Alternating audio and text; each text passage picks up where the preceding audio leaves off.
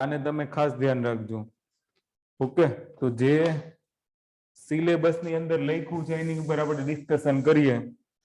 તો સિલેબસમાં point number 1 જ ચાલે છે અને પોઈન્ટ નંબર 1 ની અંદર અગર તમે જોશો એવું લખ્યું છે કૌટિલ્ય રચિત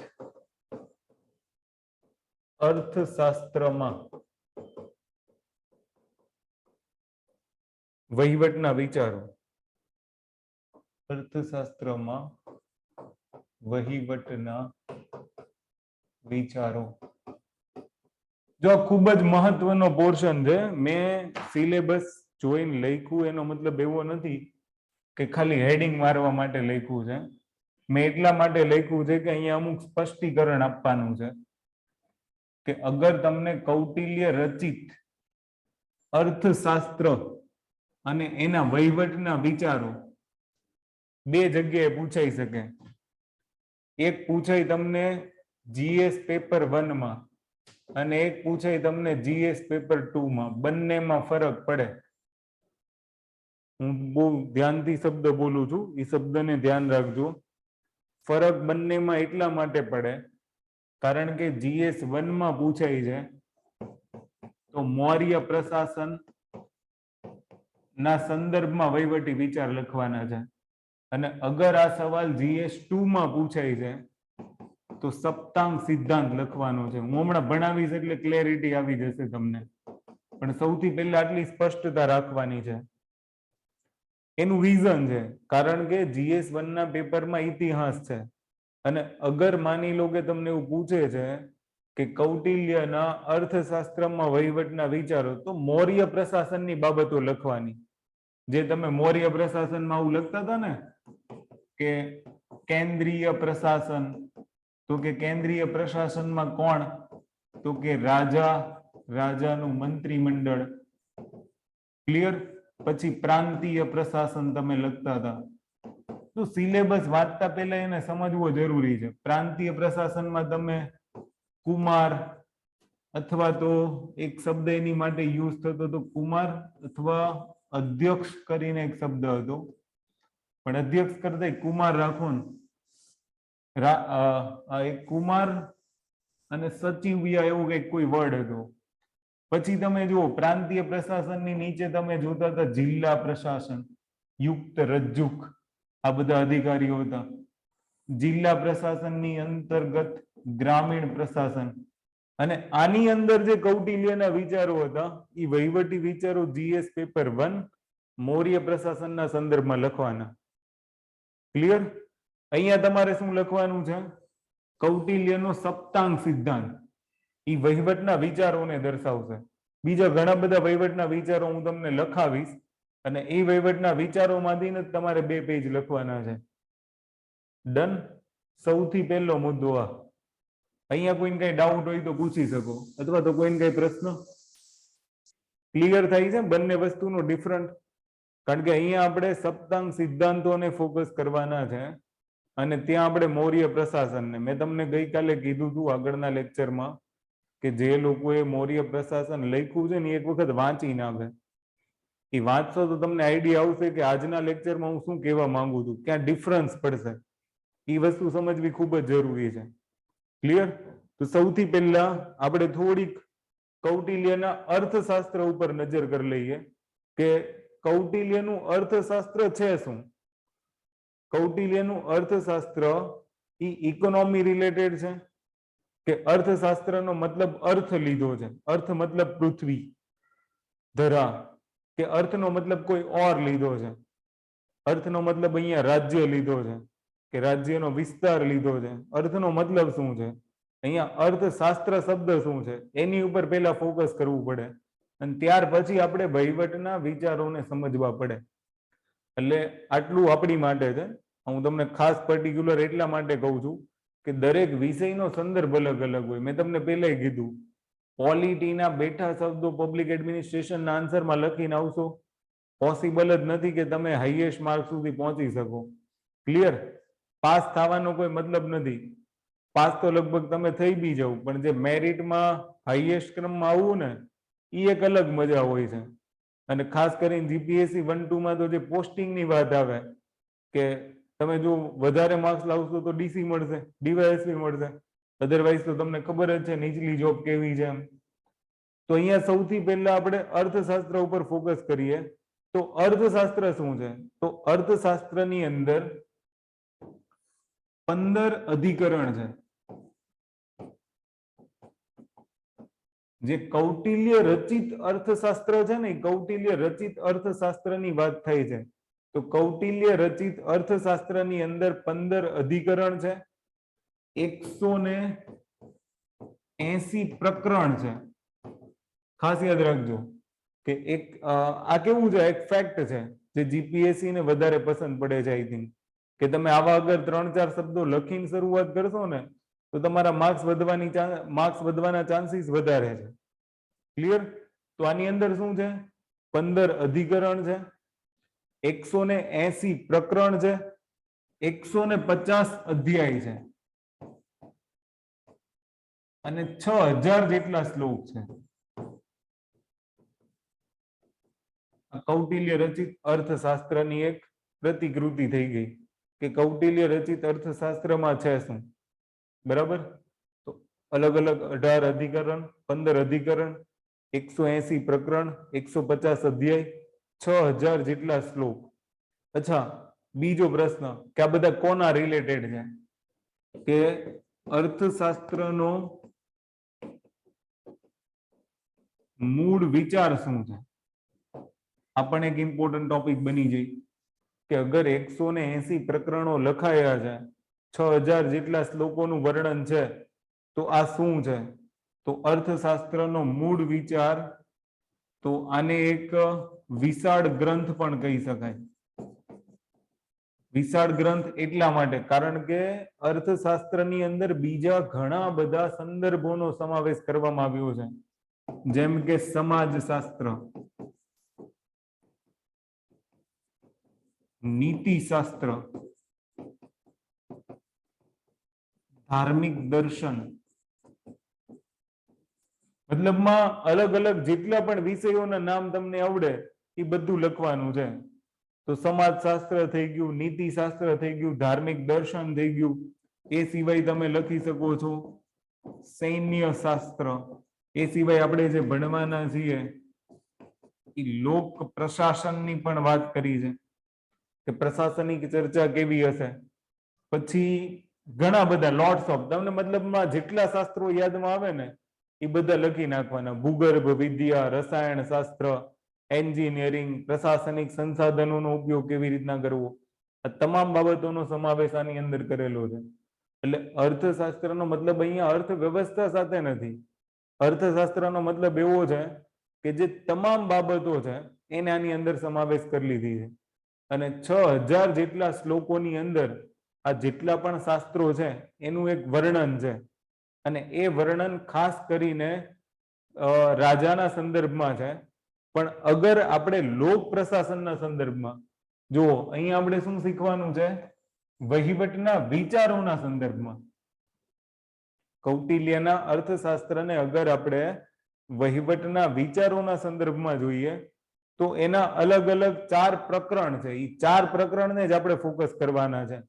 તો અગર એના ભાગની વાત કરીએ તો એક પ્રથમ ભાગ છે, એક દ્વિતીય ભાગ છે, એક પંચમ, પાંચમો મતલબ, અને એક ષષ્ઠમ. આટલા ભાગની અંદર લોક પ્રશાસનનું વર્ણન છે. એટલે માની લો તમને જ્યારે સવાલ પૂછે ને કે કૌટિલ્ય રચિત અર્થશાસ્ત્રમાં વહીવટના વિચારો દર્શાવો, અને માની લો તમે આવું એકાદું વાક્ય લખી નાખ્યું કે ભાઈ અર્થશાસ્ત્રમાં ચેપ્ટર નંબર 1, 2, 5 and 6 ની અંદર કૌટિલ્યના વહીવટના વિચારો દર્શાવવામાં આવ્યા છે, પેપર ચેકર ઘૂઘરો થઈ જાય. સમજી ગયા? ભરી ભરીને માર્ક્સ મૂકશે. કારણ કે મેં જોયું છે જે લોકો આવા ફેક્ટ લખે છે એના મોસ્ટ ઓફલી 7-8 માર્ક્સ હોય છે. એટલે હું એમ નથી કહેતો કે આખું પેપર ફેક્ટથી ભરી દો, પણ થોડુંક તાર્કિક લખાણ લખવાનું છે અને આનો સમાવેશ તાર્કિક લખાણમાં થાય. સમજી ગયા?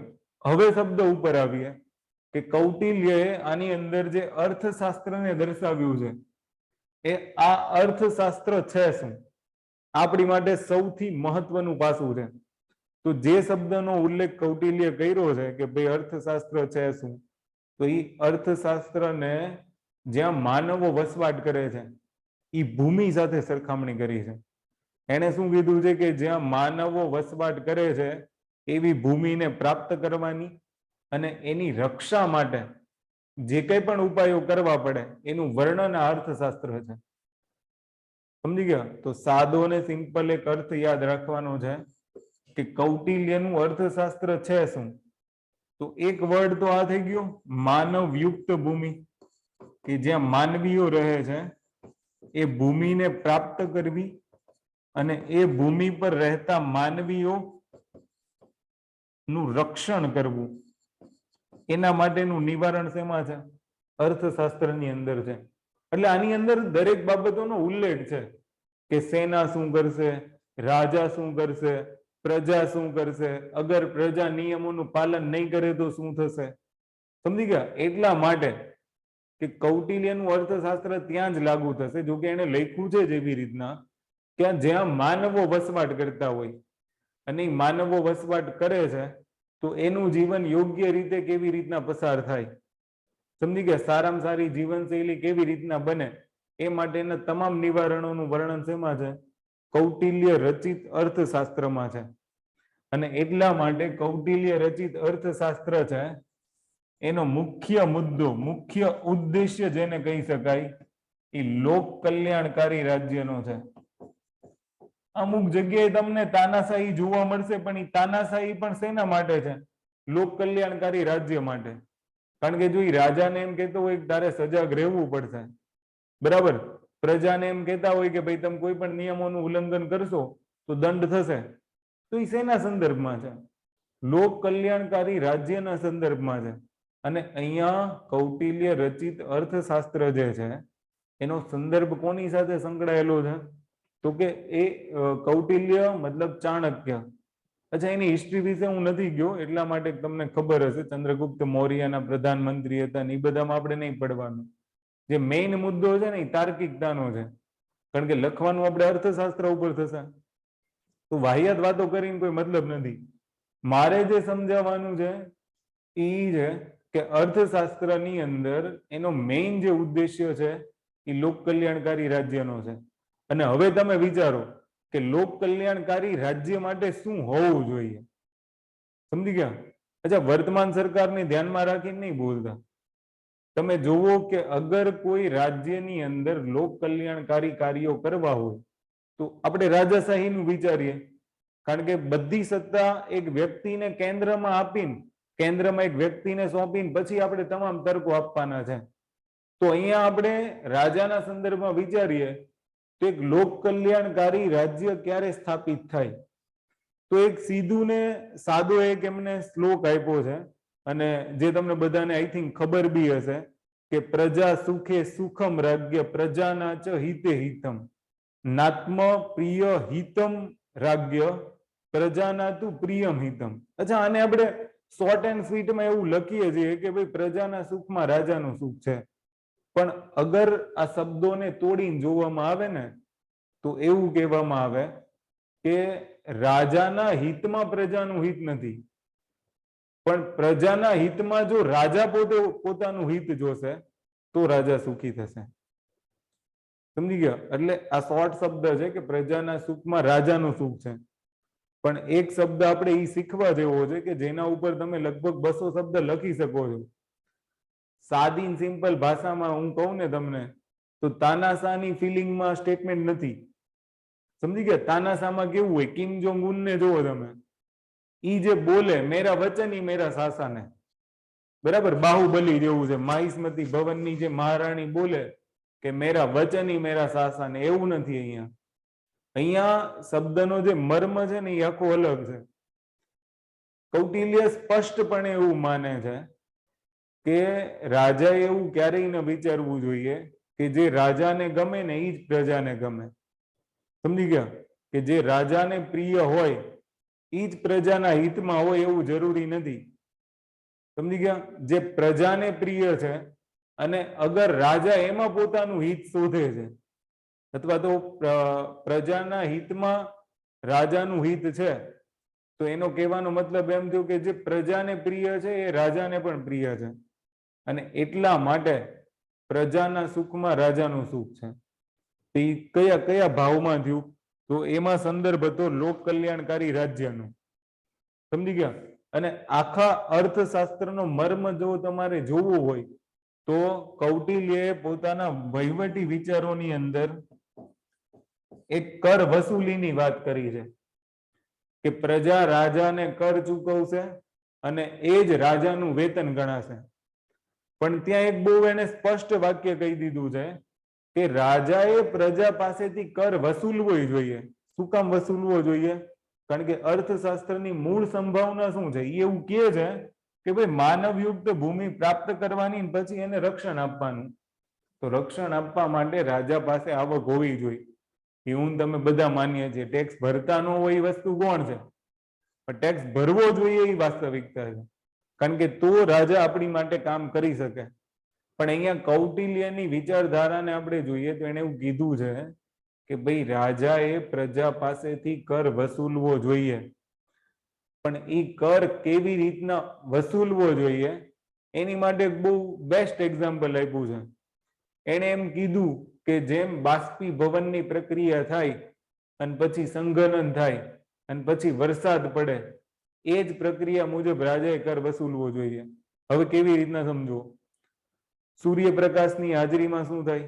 સમુદ્રનું પાણી ગરમ થાય, એ પાણીની વરાળ બને. વરાળ છે એમાંથી વાદળ બનશે, વાદળનું ઘનીભવન થશે, એ થઈને પાછું વરસાદ ક્યાં પડશે? સમુદ્રમાં. આખી એક પ્રક્રિયા થઈ. તો કૌટિલ્ય એવી જ રીતના કીધું છે કે રાજા પ્રજા પાસેથી કર વસૂલે, જરૂરી કરની રકમ છે એ પોતાની પાસે રાખે, અન્ય કરની રકમ છે એમાંથી પ્રજાના સુખ માટેના કાર્યો કરે. જેમ કે એને સુરક્ષા પ્રદાન કરો, એમને કોઈ જરૂરિયાતની વસ્તુ હોય, જરૂરી સંસાધનો હોય એ પૂરતા પાડો. કૌટિલ્ય એના વહીવટી, એટલે જ જુઓ આ વહીવટી વિચારધારોમાં આવા શબ્દો લખવા જરૂરી છે, અધરવાઇઝ માર્ક્સ નહીં આવે. અને આવા જો એક બે કોટેશન સાથે તમે લખી નાખ્યું ને એટલે માની લો કે માર્ક્સ લગભગ ઓલમોસ્ટ 7 to 8 આવી જશે. પણ હવે તમારે ચિંતા કરવાની નથી, કારણ કે 1 to મેઇન્સમાં આ સવાલ પૂછાઈ ગયો છે. પણ એ સમયે લોકોનો સંદર્ભ અલગ અલગ હતો. મેં તમને પહેલા જ એટલે સ્પષ્ટ કરી દીધું, કારણ કે મેં જે પેપર જોયા છે જૂના, મોસ્ટ ઓફલી શું લખ્યું છે? મૌર્ય પ્રશાસન. પણ મૌર્ય પ્રશાસન કરતા મેં તમને જે સંદર્ભ લખાવ્યા ને, સ્ટાર્ટિંગમાં આપણે એ સંદર્ભ લખવાના છે, અને સંદર્ભ લખ્યા બાદ પછી આપણે અલગ અલગ સબ્જેક્ટ લખવાના છે, કે એની જે મેઇન બાબતો છે એની ઉપર આપણે પછી આવવાનું છે. અચ્છા, હવે કૌટિલ્ય છે એ રાજા પાસે અમુક કલ્યાણકારી, રાજા પાસે અમુક કલ્યાણકારી કાર્યોની આશા રાખે છે. તો હવે એવા કયા કલ્યાણકારી કાર્યો હોય કે જે કૌટિલ્ય પોતાના અર્થશાસ્ત્રની અંદર રાજા પાસે આશા રાખે છે? તો રાજા પાસે આશા રાખવામાં કૌટિલ્યનું પહેલું કલ્યાણકારી કાર્ય છે કે રાજા સૌથી પહેલા તો આજીવિકા સારી મળી રહે એટલા સંસાધનો ઉપલબ્ધ કરાવે. અને આ જ વાત તમે જોજો. અચ્છા, તમે આની કમ્પેરિઝન પણ કરજો, કારણ કે ક્યારેક સવાલ તમને એવો પૂછી શકે કે કૌટિલ્યના અર્થશાસ્ત્રમાં રહેલા વહીવટી વિચારોની વર્તમાન પ્રાસંગિકતા શું છે? સવાલ પૂછવો હોય તો આવો પૂછી શકે. તો કૌટિલ્યના અર્થશાસ્ત્રના જે વહીવટી વિચારો હતા એને વર્તમાન પ્રાસંગિકતા સાથે સરખાવતું જવું પડશે. લાઈક તમને અહીંયા શું કીધું છે કે કૌટિલ્ય રાજા પાસે એવી આશા રાખે છે કે રાજા પોતાની પ્રજાને પૂરતો રોજગાર મળી રહે, આજીવિકા મળી રહે, એટલા માટે યોગ્ય સંસાધનો પૂરા પાડશે, યોગ્ય સંસાધનો ઉપલબ્ધ કરાવશે. ઉપલબ્ધ તો કરાવશે બરાબર, સાથે સાથે એ સંસાધનોનું નિયમન પણ કરશે. અને આજે વર્તમાનમાં આ કામ સરકાર કરી રહી છે. સરકાર શું કરે છે? રોજગાર માટેની તકો પૂરી પાડે છે, યોગ્ય સંસાધનો ઉપલબ્ધ કરાવે છે. સમજી ગયા? તો આ રીતના એક તમે કૌટિલ્યની વર્તમાન પ્રાસંગિકતા જાતે બનાવી શકો છો વહીવટી વિચારો પરથી. બીજું, એણે એવું કીધું હતું કે પ્રજાના સ્વાસ્થ્ય માટે પ્રજાને દવાખાના અથવા ઔષધાલય, અથવા તો ના લખાય તથા લખ નાખજો, દવાખાના તથા ઔષધાલયની સુવિધા પૂરી પાડવી જોઈએ. તો વર્તમાન પ્રાસંગિકતા વિચારો, દિલ્હી સરકારનું મોહલ્લા ક્લિનિક, બરાબર, ગુજરાત સરકારનું 108, પછી મા કાર્ડ, આયુષ્માન ભારત યોજના. એટલે એ પ્રત્યક્ષ કાં તો પરોક્ષ કોઈ પણ રીતના સેના સાથે રિલેટેડ છે, સ્વાસ્થ્ય સાથે. તો એ કામ જ્યારે રાજા પાસે ડિમાન્ડ કરવામાં આવતી હતી, અત્યારે સરકાર પ્રજા માટે લોક કલ્યાણકારી કાર્યો કરે જ છે. ક્લિયર થાય છે ને? આ શબ્દો યાદ રાખજો. વર્તમાન પ્રાસંગિકતા અગર તમને પૂછે છે તો એના સંદર્ભમાં તમારે આવા શબ્દો લખવા પડશે. ઓકે, એટલે હું વારે ઘડીએ વર્તમાન પ્રાસંગિકતા અમુક શબ્દો બોલીશ, પણ એ તમારે ધ્યાન રાખવાનું છે. લખાવીશ નહીં, હું લખાવશું તો આઈ થિંક લાસ્ટમાં ક્વેશ્ચન એક કરી લઈશું કે વર્તમાન પ્રાસંગિકતા શું છે. ઓકે, એ સિવાય એને શું કીધું છે કે જેટલી પણ વિધવાઓ છે, અનાથ છે, રોગીઓ છે, રોગી મતલબ જે ગંભીર રોગથી પીડાતા હોય, બરાબર, અને જે દુખીઓ છે, તો એ લોકોના દુઃખ દૂર કરવા માટે પણ રાજાને પ્રયત્નો કરવા પડશે, રાજાને આગળ આવવું પડશે, રાજાને મદદ કરવી પડશે. બીજું કે જે ભૂમિહીન ખેડૂતો છે, જેમની પાસે જમીન નથી, જમીન વિહોણા ખેડૂતો છે, એને કૃષિ યુક્ત ભૂમિ ઉપલબ્ધ કરાવવી જોઈએ. ખાસ યાદ રાખજો. જમીન વિહોણા હોય તો આપણે એવું વિચારીએ કે કાશ અત્યારે કૌટિલ્ય હોત, થોડી ઘણી ખેતી લાયક જમીન મળી જાય. સમજી ગયા? પણ કહેવાનો મતલબ એમ છે કે રાજા પાસે લોક કલ્યાણકારી કાર્યની માંગ છે કૌટિલ્યની, કે અગર જો રાજાએ કલ્યાણકારી કાર્યો કરવા હોય તો એમાં આનો સમાવેશ કરવો જોઈએ. એક સૌથી સારી વાત, કૌટિલ્ય એવું પણ કીધું છે કે જે લોકો ધનિકો છે, માર્ક્સને અગર તમે વાંચશો ને તો માર્ક્સની વિચારધારા આને થોડીક મળતી આવે. એને શું કીધું કે ધનિકો પાસેથી ઉચ્ચ કરવેરા વસૂલો અને એની વહેંચણી છે ને એને ગરીબોમાં કરો. આનો સીધો અર્થ શેના સંદર્ભમાં છે? આર્થિક સમાનતાના, કે જેનાથી સમાજમાં ઉચ્ચ નીચનો ભેદભાવ ન જન્મે અને ક્યારેય ગરીબો છે એ અમીરો સામે વિદ્રોહ ન કરી દે. કારણ કે માર્ક્સની લોહિયાળ ક્રાંતિ, જો કે માર્ક્સે ભડકાવ્યા હતા, બરાબર, કે મજૂરોને અને શ્રમિકોને એવું કીધું હતું કે ભાઈ આ તમારા જ સંસાધનોનો ઉપયોગ કરીને આગળ આવ્યા છે, તો આને લૂંટીને તમે તમારા સંસાધનો પાછા લો અથવા તો મારીને લો, પણ ગમે એમ કરીને સંસાધનો પાછા લો. એ એક લોહિયાળ ક્રાંતિ હતી. પણ કૌટિલ્યનું સમર્થન એને નથી. પણ એને શું કીધું છે કે રાજાની જવાબદારી છે કે રાજા એ ધનિકો પાસેથી કર વસૂલશે, ગરીબોમાં એ વહેંચશે, મતલબમાં એવા લોક કલ્યાણકારી કાર્યો કરશે અને આર્થિક સમાનતા લાવવાનો પ્રયાસ કરશે. બીજું, સૌથી મહત્વની બાબત છે કલા અને શિક્ષણનો વિકાસ કરશે. કલાના મતલબથી અહીંયા કહેવાનો અર્થ હશે કૌશલ્ય. કારણ કે લોકો પાસે કલા હશે, ઇનોવેશન હશે, તો કંઈક નવું કરવાની ક્ષમતા ધરાવશે, અને સારું શિક્ષણ હશે તો લોકો જાગૃત હશે, બરાબર. અને ખાસ એક સંદર્ભ લોક કલ્યાણકારી કાર્યોમાં ગર્ભવતી મહિલાઓને છે, અને આજે સરકાર આના માટે પોષણ અભિયાન ચલાવી રહી છે. ક્લિયર? કે ગર્ભવતી મહિલાઓની પૂરતી દેખભાળ કરવી એ રાજાની જવાબદારી છે, રાજા એ કરશે. અને રાજાએ પોતાના લોક કલ્યાણકારી કાર્યોનું જ્યારે લિસ્ટ બનાવતો હોય ત્યારે એની અંદર આનો સમાવેશ કરવો જોઈએ. ઓકે, તો આ શું હતું કે કૌટિલ્ય છે એ પોતાના વહીવટી વિચારોની અંદર રાજા પાસે એવી આશા રાખે છે કે આ પ્રકારના કલ્યાણકારી કાર્યો કરે. ક્લિયર? ત્યાંથી આપણે આગળ વધીએ. નેક્સ્ટ આપણે ફોકસ કરવાનું છે એના વહીવટી વિચારોની અંદર કૌટિલ્યનો સપ્તાંગ સિદ્ધાંત. જોજો, આ સપ્તાંગ સિદ્ધાંત છે ને એ ખૂબ જ મહત્વનો છે. અને જ્યારે જ્યારે તમારે લખવાનું થશે સપ્તાંગ સિદ્ધાંતની અંદર, ત્યારે તમારે આ જ બાબતો લખવાની છે. સપ્તાંગ સિદ્ધાંતની અંદર તમારે 7 બાબતો યાદ રાખવાની છે, અને એ 7 બાબતો કઈ છે? તો એક તો રાજા, બીજું છે અમાત્ય. આને ખાસ યાદ રાખજો. અગર તમે આ એક ક્રમ યાદ રાખશો ને તો તમારી માટે લખવું સહેલું બની જશે. બરાબર?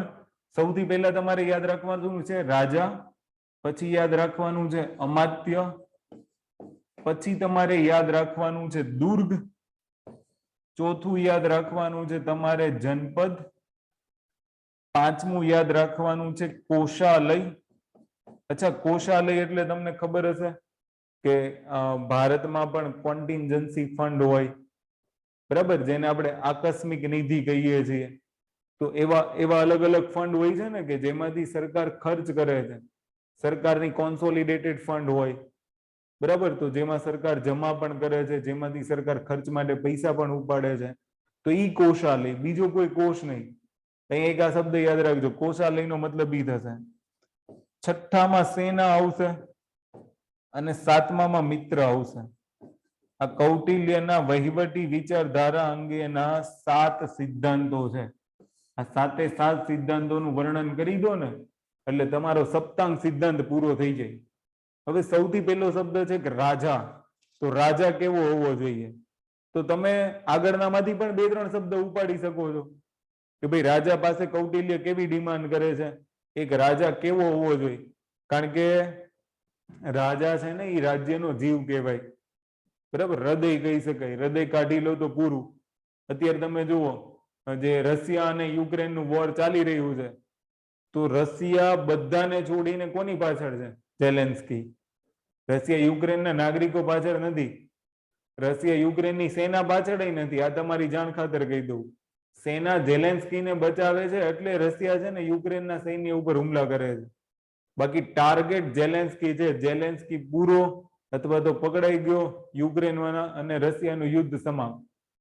તો રાજા છે, કૌટિલ્ય એવું કહે છે, હું નથી કહેતો, સપ્તાંગ સિદ્ધાંત છે એમાં કૌટિલ્ય એવું કહે છે કે રાજા રાજ્યનો એક પ્રાણ હોય, જીવ હોય, એનું હૃદય કહી શકાય.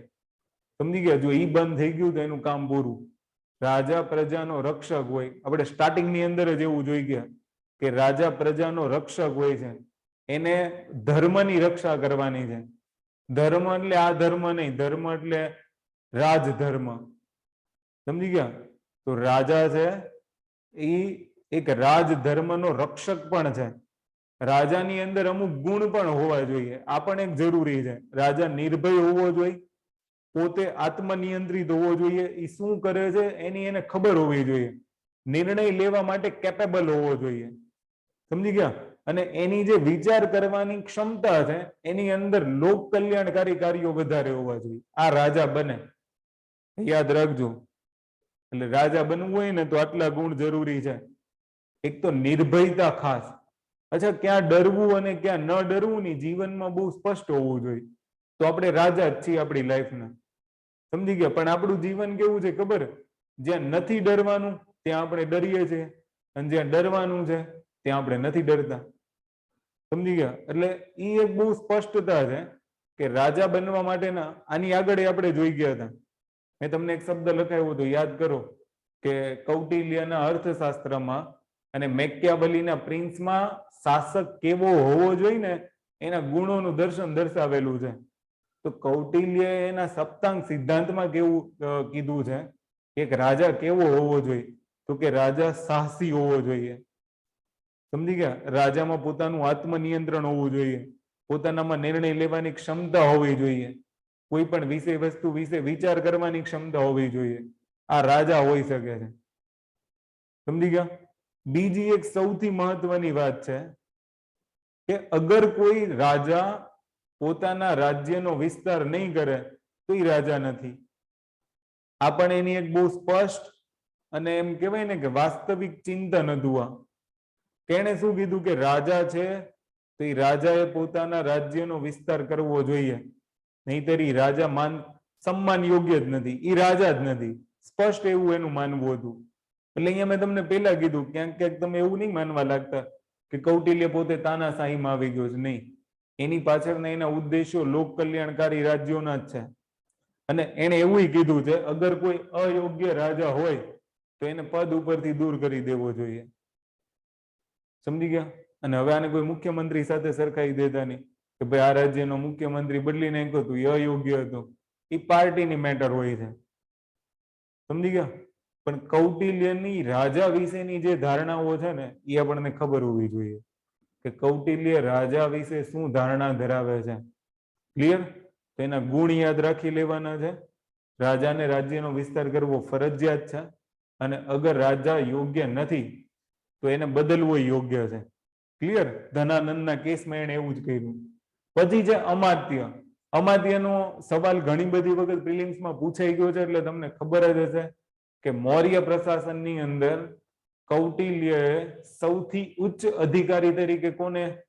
અમાત્યની જાહેરાત કરી છે કે રાજ્યનો સૌથી ઉચ્ચ અધિકારી એ અમાત્ય હશે, અને એ અમાત્યને કોણ નિયુક્ત કરશે? રાજા નિયુક્ત કરશે. અને એ અમાત્ય એટલે કોણ? તો જેમ ભારતના મુખ્ય સચિવ હશે, જેમ ગુજરાતના મુખ્ય સચિવ હશે, બરાબર, તો ગુજરાત માટે અમાત્ય કોણ કહેવાય? ગુજરાતના મુખ્ય સચિવ. એવી જ રીતના ભારત માટે મુખ્ય સચિવ જે હશે એ ભારતના અમાત્ય કહેવાશે. તો મુખ્ય સચિવની સમકક્ષ અગર તમે વિચારો તો અમાત્યનું પદ હોય. મુખ્ય સચિવનું કામ શું હોય? બધા સચિવોને. બધા સચિવોનું કામ શું હોય? બધા વિભાગોને. વિભાગોનું કામ શું હોય? કલેક્ટરોને. સમજી ગયા? તો આખી જે એડમિનિસ્ટ્રેટિવ હાયરાર્કી છે એને કંટ્રોલ કેવી રીતના કરવી, એનું સંચાલન કેવી રીતના કરવું, એ તમામ વ્યવસ્થા મુખ્ય સચિવના હાથમાં હોય. તો સેમ વસ્તુ અમાત્ય.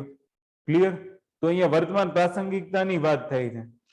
તો અગર તમે એવું લખી શકો મંત્રીમંડળનો સૌથી ઉચ્ચ અધિકારી, પ્રશાસનિક બાબતો સાથે સંકળાયેલ અધિકારી, અને રાજા દ્વારા આની નિયુક્તિ થાય. ત્યાર પછી આવશે જનપદ, સોરી દુર્ગ. ત્યાર પછી શું છે? દુર્ગ. દુર્ગ એટલે કિલ્લો. અચ્છા, કિલ્લાનું કામ શું હોય? સમજો, કિલ્લાનું કામ છે યુદ્ધથી રક્ષણ આપવાનું. રાજ્યની અંદર અગર શાંતિ અને સ્થિરતા અને સમૃદ્ધિ જોઈએ, બરાબર, તો યુદ્ધ ન થવું જોઈએ એવું આપણે માનીએ છીએ વર્તમાનમાં. કૌટિલ્યનું તો માનવું જ હતું કે રાજ્ય વિસ્તાર કરવાનું. ચાઇના પોલિસીને સમર્થન કરતા હતા. પણ એ સમયે કદાચ એવું હશે કે ક્યાંક લોકો પીડાતા હશે, કૌટિલ્યએ જોયું હશે કે ભાઈ રાજા છે એ પ્રજા ઉપર અત્યાચાર કરી રહી છે, તે વિસ્તાર કરીને પ્રજાને સુખી બનાવવાનો ટ્રાય કરો. પણ અત્યારે એવું નથી, વર્તમાનમાં એવું છે નહીં. ક્લિયર? એટલે વિસ્તારવાદને સમર્થન કરી શકાય નહીં. દરેક દેશની પોતાની સંપ્રભુતા છે, અને સંપ્રભુતાની જાળવણી એટલે જ થાય છે અત્યારે. ક્લિયર? તો જે દુર્ગ છે, દુર્ગનો મતલબ કિલ્લો થાય, અને કિલ્લાનો મતલબ થાય કે જે તે રાજ્ય છે એ રાજ્યનું સંરક્ષણ કરવું. અગર કોઈ અચાનક એટેક કરે છે તો એ એટેક થી બચાવવા, અંદર જે પ્રજા રહે છે એ પ્રજાનું સંરક્ષણ કરવા માટે દુર્ગ જરૂરી છે, કિલ્લો જરૂરી છે. પણ એ કિલ્લો ક્યારે સંરક્ષિત કહી શકાય? તમે કેસરી મૂવી જોયું હશે. કેસરી મૂવીમાં પણ કિલ્લો હોય, 7-8 પંજાબી સૈનિકો હોય, અને છેલ્લે મરતે દમ સુધી લડે છે. સમજી ગયા? પણ છેલ્લે થાય છે શું? કે અંદર પૂરતા સૈનિકો નથી હોતા. 7 સૈનિકો બીજા કેટલાક અરબીઓ સાથે લડશે. સમજી ગયા? બીજું કે એની અંદર પૂરતા સંસાધનો નથી, પૂરતા હથિયારો નથી, ગોળીઓ ફૂટી જાય છે, દારૂ ગોળા નથી. તો કિલ્લા માટે કૌટિલ્યએ વહીવટી વિચારધારામાં એવું કીધું છે કે કિલ્લાની અંદર યોગ્ય ખોરાક હોવો જોઈએ, મતલબ ખાદ્ય સામગ્રી હોવી જોઈએ, યોગ્ય શસ્ત્ર સરંજામ હોવા જોઈએ. સમજી ગયા? દવા, પાણી, મતલબ સ્વાસ્થ્ય રિલેટેડ સુવિધાઓ હોવી જોઈએ. તો આ કિલ્લાની વાત થાય છે. કિલ્લો મતલબ એવો ને ઈંટોથી બાંધેલી દીવાલ, સંદર્ભ એવો જ, પણ કિલ્લાની અંદર પણ વસ્તુઓ હોવી જોઈએ, કારણ કે એનાથી રક્ષણ મળશે. જ્યારે ક્યારેય પણ આપત્તિ આવશે તો બધી વસ્તુઓ હોવી જરૂરી છે. સમજી ગયા? કોરોના જેવું સંકટ આવે તો કોરોના સામે લડવા માટે કિલ્લો હોવો જોઈએ. કેવો કિલ્લો? તો સ્વાસ્થ્ય કેન્દ્રો રૂપી કિલ્લાઓ હોવા જોઈએ કે જેનાથી સામાન્યમાં સામાન્ય માણસને કોરોનાની સારવાર મળે અને કોરોનાને લીધે જીવ ન ગુમાવવો પડે. ક્લિયર? બીજું છે જનપદ. જનપદ છે એમાં બે શબ્દો છે, એક છે જન અને એક છે પદ. પદ મતલબ સ્થાનથી લઈ લો, જન મતલબ લોકોથી લઈ લો. તો એક શું થઈ જશે, જન મતલબ લોકો અને એક પદ મતલબ સ્થાન. તો જે જગ્યાએ જે લોકો રહે છે, તો ભૂમિ ભાગ અને એ ક્ષેત્રમાં રહેતા લોકો, એ બંનેથી શું બનશે, જનપદ બનશે. સમજી ગયા? અને કૌટિલ્યએ એની માટે સપ્તાંગ સિદ્ધાંતમાં કીધું છે કે શ્રેષ્ઠ જનપદ એ હશે કે જેને પોતાની પ્રાકૃતિક સીમાઓ હશે. સમજી ગયા? ત્યાં શ્રેષ્ઠ જનપદની વાત છે. સપ્તાંગ સિદ્ધાંતમાં એને કીધું શું છે, શ્રેષ્ઠ રાજા કોણ, શ્રેષ્ઠ ઉચ્ચ અધિકારી કોણ. સમજી ગયા? રાજ્યનું સંરક્ષણ કોણ કરશે. પછી જનપદ શું છે, જનપદ મતલબ મેં તમને કીધું, જન મતલબ લોકો, પદ મતલબ ભૂમિ સાથે લઈ લો. તો ભૂમિ મતલબ જે ક્ષેત્ર છે એમાં રહેતા લોકો, એ શું બનાવશે, તો એ એક જનપદ બનાવશે. અને એક શ્રેષ્ઠ જનપદ કોને કહેવાય, મેં તમને કીધું એમ કે શ્રેષ્ઠ જનપદ એને કહેવાય કે જેની પ્રાકૃતિક સુરક્ષાઓ એવી હોય કે જેને અન્ય દેશોના લોકોથી ભય ઓછો હોય, આક્રમણનો ભય ઓછો હોય, એ શ્રેષ્ઠ જનપદ કહેવાશે. કારણ કે એ સમયમાં કૃષિ હતી, જ્યાં કૃષિ ભૂમિ ઉપજાઉ હોય. સમજી ગયા? એ શ્રેષ્ઠ જનપદ કહેવાશે. અચ્છા, ભૂમિ ઉપજાઉ હોવાથી નહીં કઈ નહીં થાય, ખાલી ભૂમિ ઉપજાઉ હોવાથી થોડું કઈ થઈ જશે. ત્યાંના લોકો છે એ પણ એફિશિયન્સી વાળા હોવા જોઈએ, મતલબમાં મહેનતુ હોવા જોઈએ, વફાદાર હોવા જોઈએ રાજાને, કે રાજાએ જે નિયમો બનાવ્યા છે એનું યોગ્ય રીતના પાલન કરે. તો એ સંદર્ભમાં શ્રેષ્ઠ જનપદ માટે સપ્તાંગ સિદ્ધાંતમાં જનપદનો સમાવેશ કર્યો છે કે શ્રેષ્ઠ જનપદ શું છે. જનપદ મતલબ શું, બરાબર? તો ભૂમિ ભાગ ઈ તો ખબર પડી જાય, પણ એ ભૂમિ ભાગની અમુક વિશેષતાઓ દર્શાવી છે કે જેની પાસે શ્રેષ્ઠ ભૂમિ હોય, જેની પાસે વફાદાર લોકો હોય, જેની પાસે મહેનતુ શ્રમિકો હોય, જેને પોતાની પ્રાકૃતિક સીમાઓ હોય. હવે તમે બતાવો કે જનપદને કોણ ડગાવી શકે? તો કૌટિલ્યની આ એક લોક કલ્યાણકારી વિચારધારા છે. પછી છે કોષ. કોષ મતલબ ફંડ. ફંડ મતલબ જે કંઈ પણ કરમાંથી આવક થશે એનો સંગ્રહ શેમાં કરવાનો, કોષમાં. એક પ્રકારની ફિનાન્શિયલ સિસ્ટમ કહેવાય, એક પ્રકારની વિત્ત વ્યવસ્થા કહેવાય. અને ખાસ ધ્યાન રાખજો, કોષ, કોષાલય, કોષાલયનો મતલબ શું થશે, એક પ્રકારની વિત્ત વ્યવસ્થા. એ વિત્ત વ્યવસ્થામાં શું હોય, ફિનાન્શિયલ સિસ્ટમમાં આપણે જોઈ ગયા, એક ડેબિટ હોય અને એક એન્ટ્રી હોય. તો એન્ટ્રી અને ડેબિટ બંને હશે, મતલબ ડિપોઝિટ અને ડેબિટ બંને ખાતું હશે. તો અગર માની લો કે તમને આવક થાય છે, તો એ આવક શેમાં જમા કરવાની છે, કોષાલયમાં. અગર તમારે ખર્ચ કરવાનો છે, તે પણ શેમાંથી કરવાનો છે, કોષાલયમાંથી. અગર રાજ્યમાં કોઈ આકસ્મિક ખર્ચ ઉત્પન્ન થાય છે, તો પણ શેમાંથી કરવાનો છે, કોષાલયમાંથી. અને આ બધાનું નિયમન કોને કરવાનું છે, તો કે રાજાને. જો કે એની માટે મંત્રીમંડળ હશે મદદ માટે, પણ આ બધાનું નિયમન કોને કરવાનું છે, રાજાને. તો કૌટિલ્યએ સપ્તાંગ સિદ્ધાંતમાં એવું કીધું છે કે એક મજબૂત વિત્તીય વ્યવસ્થા હોવી જોઈએ અને એની માટે એક મજબૂત કોષાલય હોવું જોઈએ. મજબૂત કોષાલય મતલબ અત્યારના સમય પ્રમાણે તમે જુઓ તો એ દેશ સૌથી શ્રેષ્ઠ હશે, એ દેશ સૌથી આગળ હશે, વિકસિત દેશમાં નામ હશે કે જેની પાસે ફોરેન રિઝર્વ વધારે હોય, જેનું કોષાલય મજબૂત હોય. સમજી ગયા? તો જેની પાસે ફોરેન રિઝર્વ વધારે હશે એની પાસે સૌથી વધુ ટેકનોલોજી હોવાની. એને ફરક જ નથી પડતો ક્રૂડનો ભાવ ગમે તેટલો થાય. એના દેશમાં વિત્તીય ફિનાન્શિયલ જે સ્ટેબિલિટી છે એ ક્યારેય ખોરવાશે નહીં. વિત્તીય સ્થિરતા ક્યારેય અસ્થિરતા ક્યારેય નહીં આવે. ત્યાર પછી એને કીધું છે સેના. તો સેનાનો મતલબ એને સીધો કોની સાથે લઈ લીધો છે, સૈનિક સાથે. અને તમને ખબર છે કે એક સેનાનો સૈનિક કેવો હોય, જેનામાં દેશભક્તિ હોય, રાષ્ટ્રપ્રેમ હોય, પોતે સાહસી હોય, બહાદુર હોય. સમજી ગયા? એવા વ્યક્તિને જ સેનામાં ભરતી કરવો. શું કામ? કારણ કે તમે એક વસ્તુ વિચારો કે કૌટિલ્યએ શરૂઆતમાં એવું કીધું કે અગર કોઈ રાજા રાજ્યનો વિસ્તાર નહીં કરે ને તો એ રાજાનો આદર નહીં કરે પ્રજા. સમજી ગયા? અને એ રાજ્યનો વિસ્તાર કરવા માટે સેના જરૂરી છે અને એટલા માટે સૈનિક બહાદુર હોવો જરૂરી છે. સમજી ગયા? પછી પરિવારનું વિચારીને સરહદ છોડીને આવી જાય કાં તો આપણે શું કહેવાય રાજ્યનો વિસ્તાર કરવામાં કોઈ ભૂમિકા જ નહીં ભજવે તો એ સૈનિક નથી. કૌટિલ્યનું આ સ્પષ્ટ માનવું છે. ત્યાર પછી એને એવું કીધું છે મિત્ર. હવે મિત્ર મતલબ એને પાડોશી રાજ્યો સાથેના સંદર્ભમાં લીધું છે. અગર આપણી મિત્રતા આપણા પાડોશી રાજ્યો સાથે સારી હશે તો આપણું રાજ્ય પણ સુખી હશે. તમે જોઈ લો, આપણે નેપાળ સાથે સેજ પણ બગાડી દઈએ, ચીન સીધું એટેક કરી દેશે. પાકિસ્તાનમાં ઓબોર વન બેલ્ટ વન રોડ વાળી જે સિચ્યુએશન છે, પાકિસ્તાન સાથે સેજ પણ કંઈ પણ કરશો, ચાઇના સીધો એનો ઉપયોગ કરીને એટેક કરી દેશે. મતલબમાં ભારતને ચારેય તરફથી ઘેરી લીધું છે. સમજી ગયા ને? એટલા માટે ભારતને પોતાના પાડોશી રાજ્યો સાથે સંબંધ બનાવવા જરૂરી છે. તમને બધાને લાગતું હશે કે પેટ્રોલ 100 રૂપિયાએ છે, છતાંય ભારતે શ્રીલંકાને કરોડો રૂપિયાની મદદ શું કામ કરી? રીઝન છે ચાઇનાનું દેવું છે શ્રીલંકાને, એટલે આર્થિક સંકટમાં છે. અને ત્યારે પાડોશી ધર્મ નિભાવવો ને બહુ જરૂરી છે.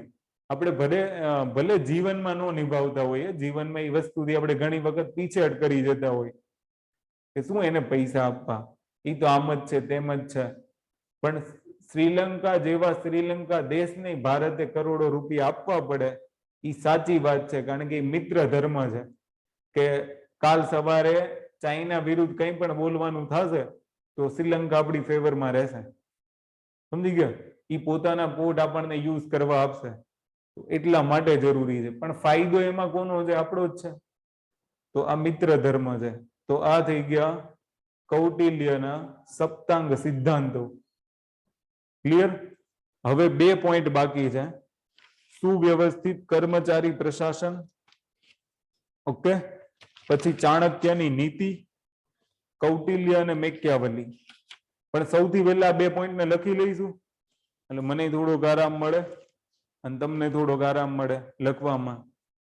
તો સ્ટાર્ટ કરો. સૌથી પહેલું હેડિંગ આપો, કૌટિલ્યનું અર્થશાસ્ત્ર. થોડુંક ઉતાવળથી લખજો, બરાબર? કૌટિલ્ય વિશે જે કંઈ પણ સ્ટોરી લખવી હોય તમને ઇતિહાસમાં ખબર જ છે, લખી શકો છો. અહીંયા મારું કામ ખાલી પબ્લિક એડમિનિસ્ટ્રેશન રિલેટેડ છે એટલે હું એટલું જ કરાવીશ. ઓકે? અને સેશન આવી રીતના જ ચાલશે. હું પહેલા તમને કહી દઈશ, પછી લખાઈ દઈશ. એટલે તમારે પેલા ક્યાંય ફાફા ન મારવા, ખાલી શાંતિથી સાંભળવું. લખો કૌટિલ્યના અર્થશાસ્ત્ર. અચ્છા, હેડિંગ મારી દો, કૌટિલ્યનું અર્થશાસ્ત્ર માં વહીવટી વિચારો. અને પછી લખો કૌટિલ્યના અર્થશાસ્ત્રમાં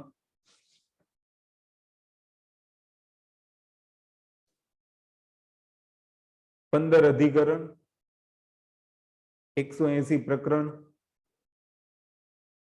150 અધ્યાય અને 6000 શ્લોકો છે. 6000 શ્લોકો છે. નેક્સ્ટ, અર્થશાસ્ત્ર એક વિશાળ સમૂહનો ગ્રંથ છે. જેમાં રાજનીતિ શાસ્ત્ર, અર્થશાસ્ત્ર, દર્શન શાસ્ત્ર, નીતિશાસ્ત્ર, સમાજશાસ્ત્ર, શિક્ષણ, સૈન્ય શાસ્ત્ર, ભૂગર્ભ વિદ્યા, રસાયણ શાસ્ત્ર, એન્જિનિયરિંગ, પ્રશાસનિક વિષયોનો ઉલ્લેખ કરવામાં આવ્યો છે. પ્રશાસનિક વિષયોનો ઉલ્લેખ કરવામાં આવ્યો છે. નેક્સ્ટ, કૌટિલ્ય મુજબ અર્થશાસ્ત્ર એટલે કે માનવયુક્ત ભૂમિને પ્રાપ્ત કરીને તેની રક્ષા માટે ઉપાયોનું નિરૂપણ કરતું શાસ્ત્ર.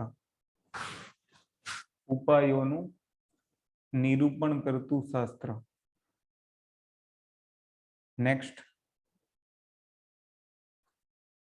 પ્રથમ, દ્વિતીય, પંચમ અને ષષ્ટમ ભાગમાં જ प्रथम द्वितीय पंचम षष्टम भागमां ज लोक प्रशासन संबंधित चर्चा करवामां आवी छे। आ मुद्दो तो खास लखीने आवजो। कौटिल्यनो लोक प्रशासन में सवाल पूछाय, एक अलग इफेक्ट अलग इमेज बनावे सप्लिमेंटरी में, एने एम थई जशे कि नहीं आने खबर छे कि बधा प्रकरण लोक प्रशासन ना नथी, खाली पहेलू बीजू पांचमू ने छठ्ठू ज छे, એટલે એક अलग इफेक्ट उभी करे। પછી नेक्स्ट हेडिंग आपो कल्याणकारी राज्यनी स्थापना। એનો મૂળ ઉદ્દેશ્ય, અર્થશાસ્ત્રનો મુખ્ય ઉદ્દેશ્ય શું છે? તેમાં લખો કલ્યાણકારી રાજ્યની સ્થાપના। અને કલ્યાણકારી રાજ્યની સ્થાપનાની અંદર લખો, પહેલા તો પેલું સંસ્કૃતમાં વાક્ય લખી નાખો, પ્રજા સુખે સુખમ રાજ્ય। પ્રજા સુખે સુખમ રાજ્યઃ, આવું લખજો, પ્રજા સુખે સુખમ રાજ્ય। પ્રજાનામ ચ હિતે હિતમ, પ્રજાનામ ચ હિતે હિતમ।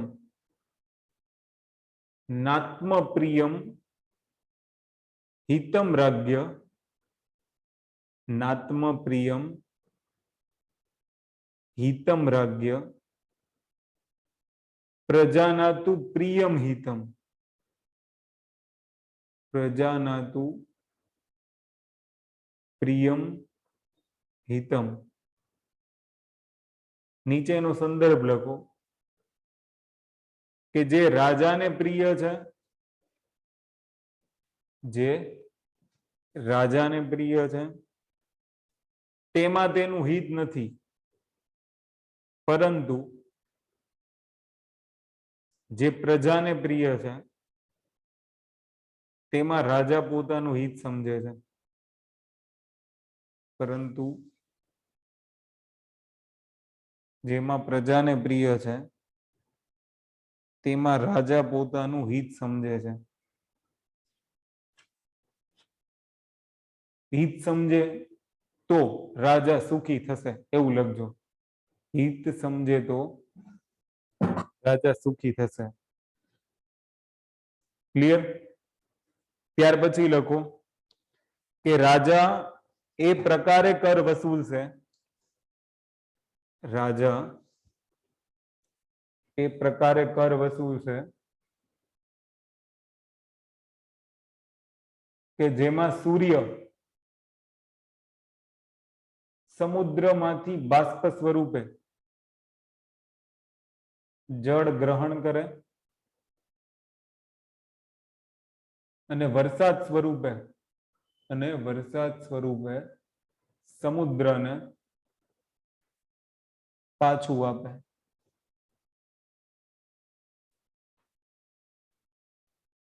नेक्स्ट,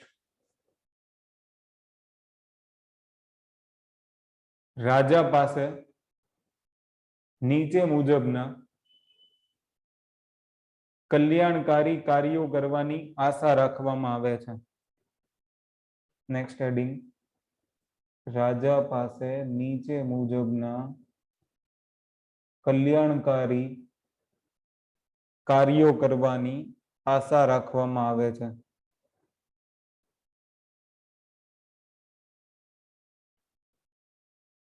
पहलू, आजीविका माटेना संसाधनों उपलब्ध कराववा, आजीविका माटेना संसाधनों उपलब्ध कराववा तथा तेनु नियमन करवुं,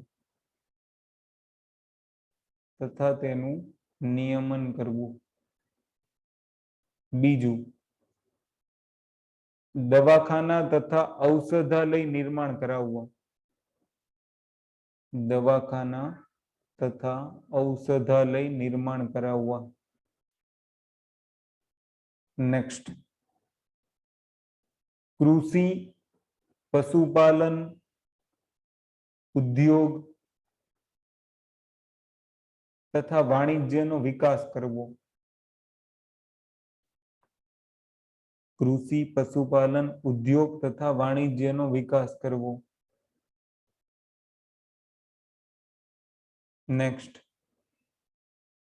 વિધવા, અનાથ, રોગી તથા દુખીની મદદ કરવી.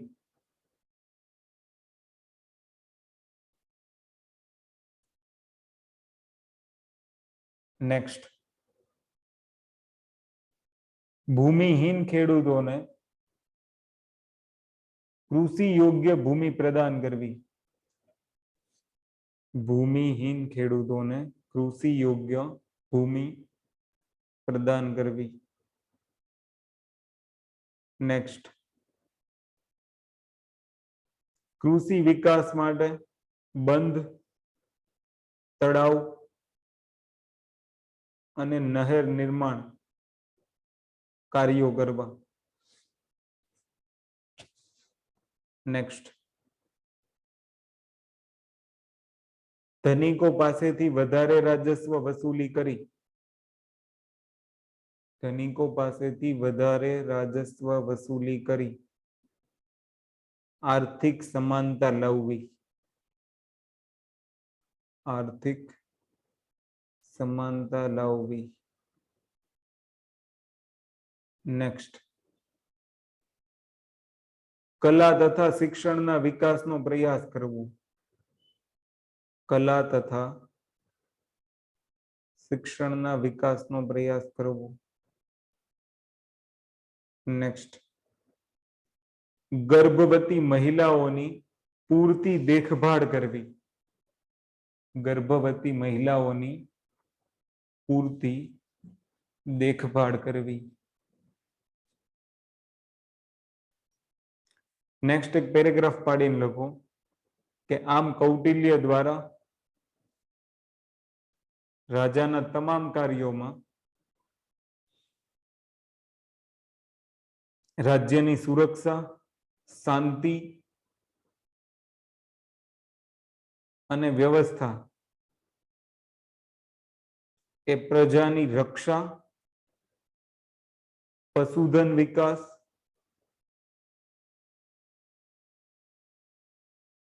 ખનિજ સંસાધનો, ઉદ્યોગોનો વિકાસ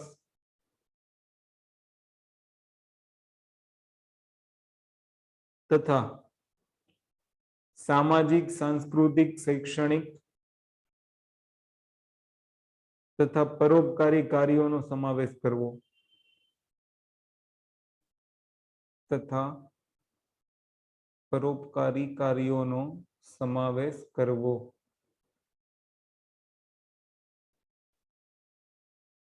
નેક્સ્ટ, હેડિંગ આપો રાજ્યના સપ્તાંગ સિદ્ધાંતો. રાજ્યના સપ્તાંગ સિદ્ધાંતો. ફર્સ્ટ પેરાગ્રાફ પાડીને લખો અથવા તો પોઈન્ટ પાડીને લખો. રાજ્યની સ્થાપના વગર એવું લખજો. રાજ્યની સ્થાપના વગર સમાજમાં અરાજકતા અને મત્સ્ય ન્યાયની સ્થાપના થશે. અરાજકતા અને મત્સ્ય ન્યાયની સ્થાપના થશે. રાજા અને પ્રજા વચ્ચેની સામાજિક સમજૂતીથી રાજ્યનું અસ્તિત્વ થયું છે.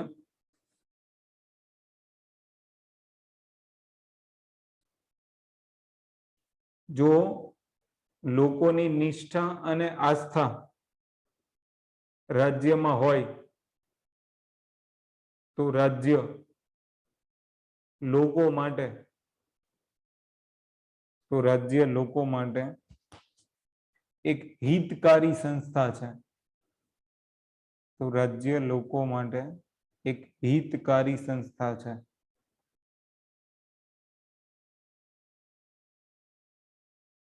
નેક્સ્ટ, અને કૌટિલ્ય મુજબ રાજ્યના મુખ્ય 7 અંગો હોવા જરૂરી છે કે જે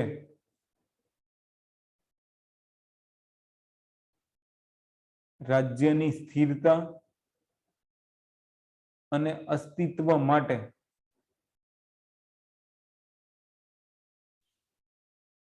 રાજ્યની સ્થિરતા અને અસ્તિત્વ માટે જરૂરી છે.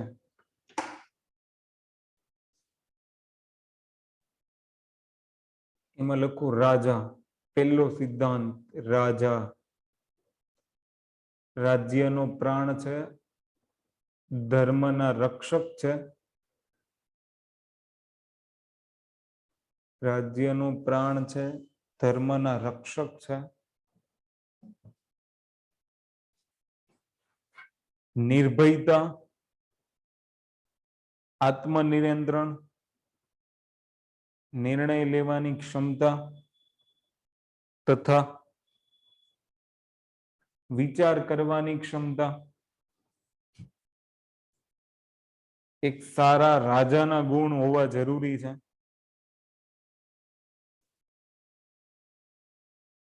જે રાજા રાજ્યનો વિસ્તાર નહીં કરે તે આદર યોગ્ય નથી.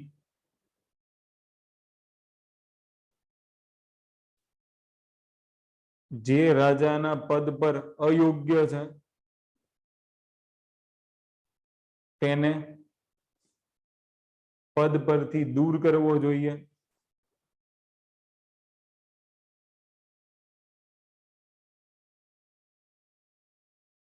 નેક્સ્ટ બીજો સિદ્ધાંત અમાત્ય. મંત્રીમંડળનો સૌથી ઉચ્ચ અધિકારી અમાત્ય છે. મંત્રીમંડળનો સૌથી ઉચ્ચ અધિકારી અમાત્ય છે અને જેની નિયુક્તિ રાજા દ્વારા કરવામાં આવે છે. જેની નિયુક્તિ રાજા દ્વારા કરવામાં આવે છે અને પ્રશાસન સંબંધિત બાબતોની દેખરેખ રાખવાનું કાર્ય કરે છે. પ્રશાસન સંબંધિત બાબતોની દેખરેખ રાખવાનું કાર્ય કરે છે. પછી લખો દુર્ગ, કા તો જનપદ લખો. ઉપર નીચે ક્રમ કરો. જનપદ પહેલા લખો. જનપદમાં લખો એ ભૂમિ ભાગ જે ભૂમિ ભાગના ક્ષેત્રમાં, એવો ભૂમિ ભાગ જેના ક્ષેત્રમાં લોકો રહે છે તેને જનપદ કહેવાય. જન અને જનપદ આવું ભણી ગયા છીએ આપણે. તો એવું ક્ષેત્ર, એવો ભૂમિ ભાગ જે ક્ષેત્રમાં લોકો રહે છે એને જનપદ કહેવાય.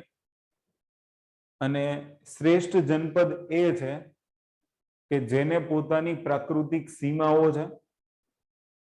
શ્રેષ્ઠ જનપદ એ છે કે જેને પોતાની પ્રાકૃતિક સીમાઓ છે,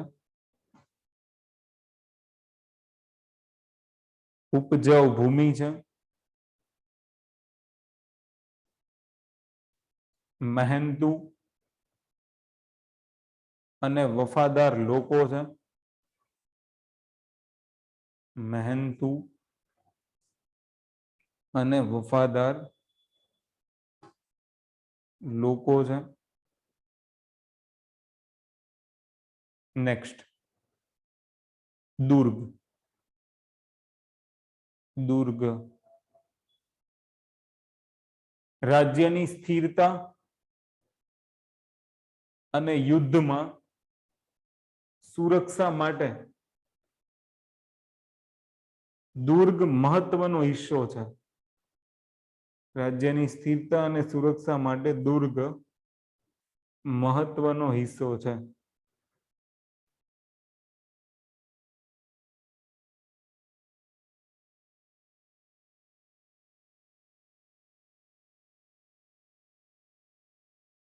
દુર્ગમાં ખાદ્ય સામગ્રી, અસ્ત્ર શસ્ત્ર, પાણી અને દવા દવા જરૂરી માત્રામાં ઉપલબ્ધ હોવી જરૂરી છે. જરૂરી માત્રામાં ઉપલબ્ધ હોવી જરૂરી છે.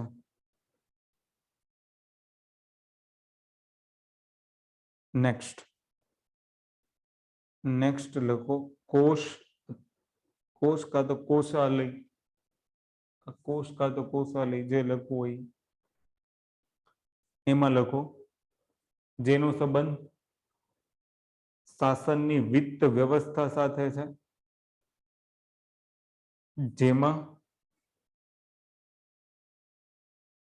રાજસ્વનો સંગ્રહ કરવામાં આવે છે, મતલબ કરનો સંગ્રહ કરવામાં આવે છે. રાજસ્વ કરતા લખજો કરનો સંગ્રહ કરવામાં આવે છે, જેમાંથી ખર્ચ માટે બજેટ તૈયાર થાય છે અને આકસ્મિક સ્થિતિમાં પણ તેમાંથી ખર્ચ કરવામાં આવે છે. આકસ્મિક સ્થિતિમાં પણ તેમાંથી ખર્ચ કરવામાં આવે છે.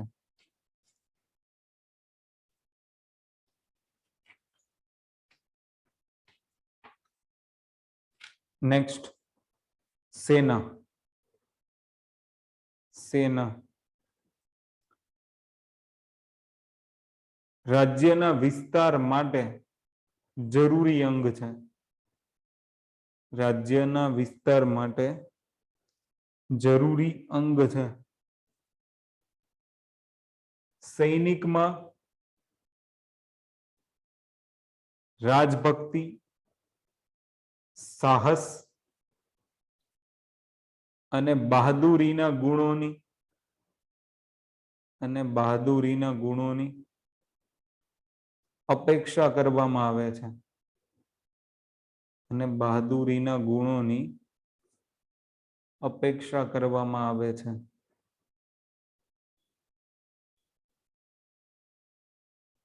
નેક્સ્ટ લખો મિત્ર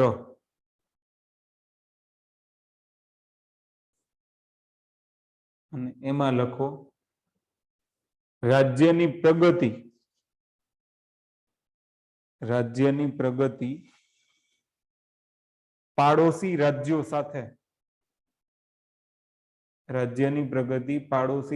સાથે મૈત્રીપૂર્ણ સંબંધો પર આધારિત છે.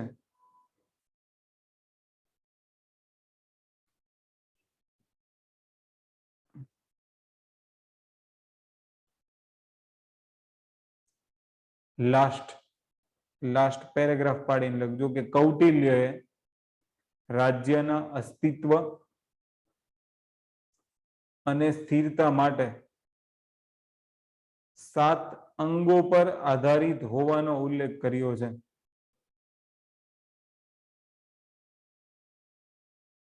અને આ અંગો વચ્ચે સંતુલન હોવું એ ખૂબ જ જરૂરી છે.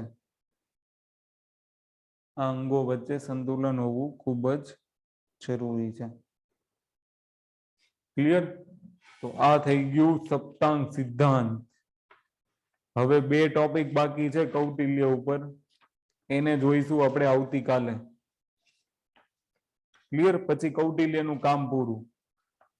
તો આવતીકાલે મુઘલ વહીવટ બી પતી જશે ને કૌટિલ્ય પતી જશે. અચ્છા, મને સવારે સમય નહીં મળે કાલે, તો કાલે સવાર સિવાયનો બપોરનો કોઈને સમય ફાવશે? 12 થી 4 માં કેવો કોઈ?